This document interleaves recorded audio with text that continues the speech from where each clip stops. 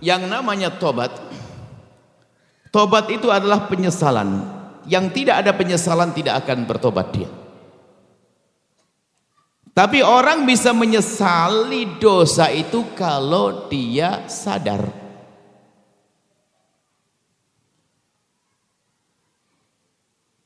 Dan orang bisa sampai kepada kesadaran kalau dia menghadirkan renungan.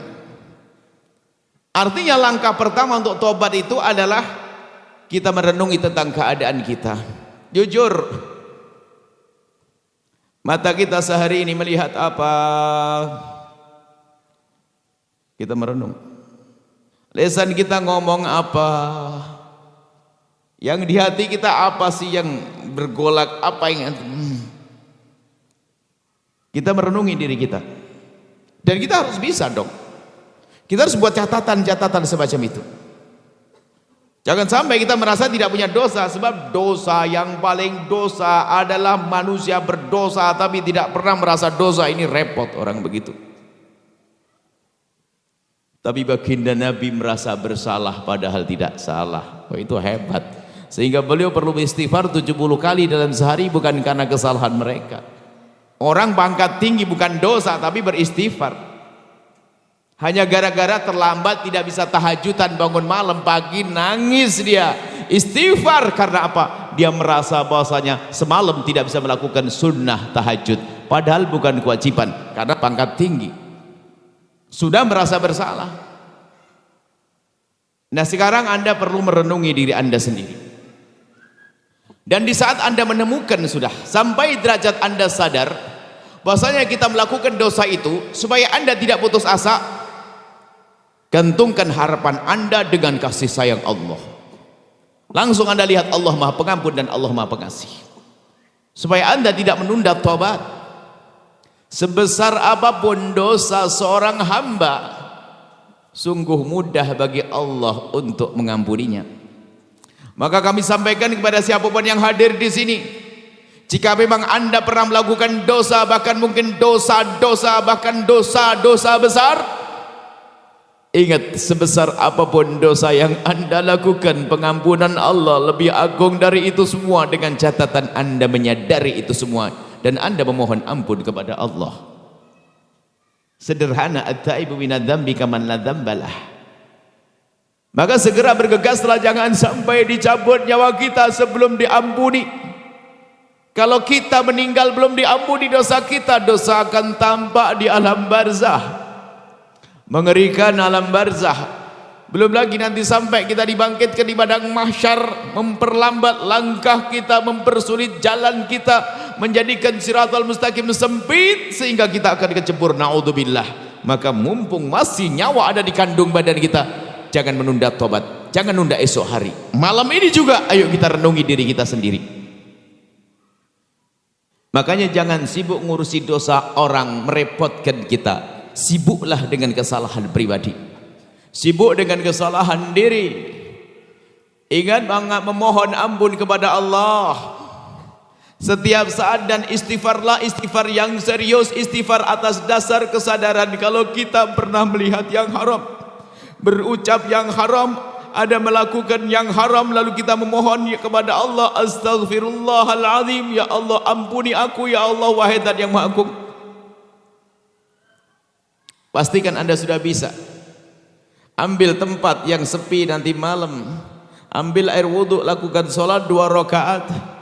Kemudian Anda melanglang, Anda kembali kepada dosa-dosa Anda, dan ingat itu hanya pribadi dengan Allah. Urusan dosa kepada Allah jangan ceritakan kepada bangsa manusia, ini masalah lain. Ingat, tanda Allah mengampuni dosamu adalah di saat dirimu tidak senang menceritakan dosamu kepada manusia. Makanya urusan dosa kepada Allah jangan ceritakan kepada bangsa manusia. Manusia gak bisa memaafkan, manusia bisa merendahkan. Ini babnya lain. Cukuplah kembali kepada Allah. Sebesar apapun dosamu, lihat pengampunan Allah lebih agung. Tapi serius minta maafnya. Serius minta maafnya. Jadi sering kita punya waktu di malam hari merenungi. Merenung sebelum tidur, saat tidur terbayang, di saat kita mau tidur, jangan-jangan dicabut nyawaku nanti, yang semua itu mungkin kita akan mati malam ini. Semoga panjang umur semuanya. Kita mungkin mati saat ini. Takutlah jika ternyata dicabut nyawa kita masih ada dosa-dosa yang belum diampuni oleh Allah.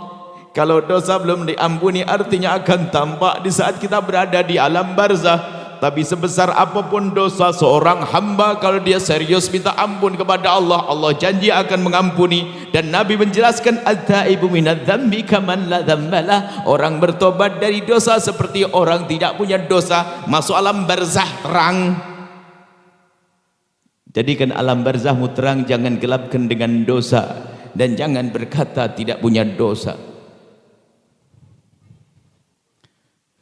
Untung-untung di saat kita mohon ampun kepada Allah dibarengi dengan tetesan air mata, keseriusan dalam beristighfar. Ada seorang wali perempuan berkata, Rabbiyah Adawiyah, itu adalah kritik, sindiran yang sangat tajam untuk kita, bahwasanya ada istighfar kita ini, ada istighfar yang perlu diistighfari. Anda, semoga anak Anda soleh-soleh semuanya. Anggap saja seorang bapak, anaknya melakukan kesalahan, kemudian minta maaf kepada ayahnya, mau minta duit dia, Bu. Sebelum minta duit, kalau belum minta maaf, kira-kira diapain sama bapaknya?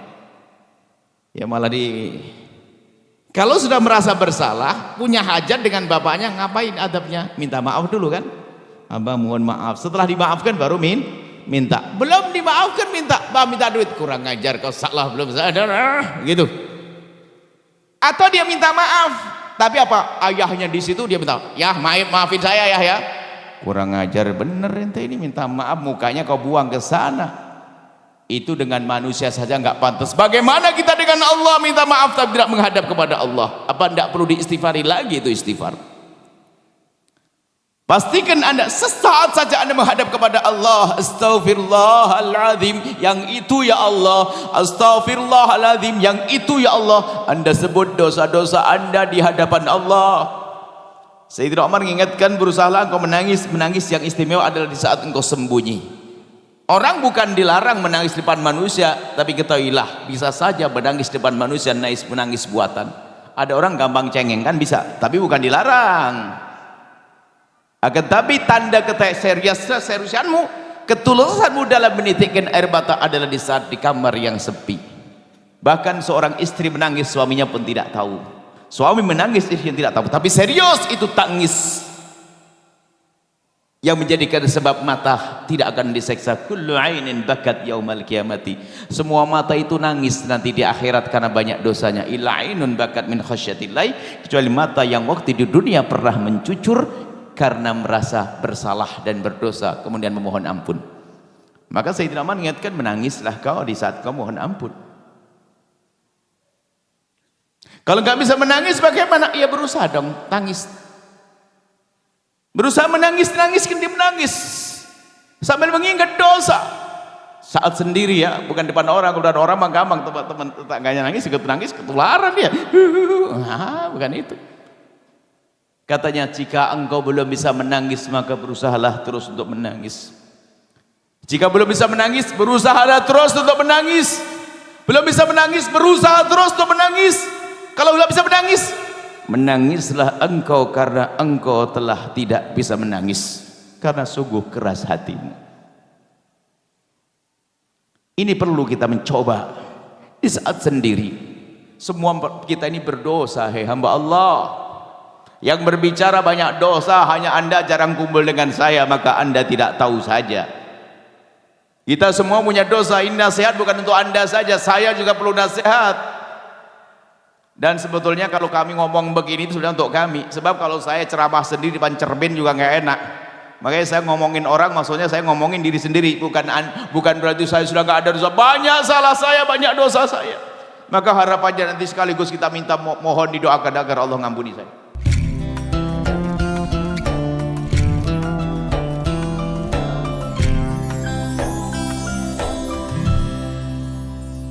Sahabat Al-Bahjah TV, setelah menyaksikan video ini, jangan lupa bersolawat kepada baginda Nabi Muhammad. Shollu ala Nabi Muhammad. Allahumma sholli alaihi wa ala alihi wa sahbihi.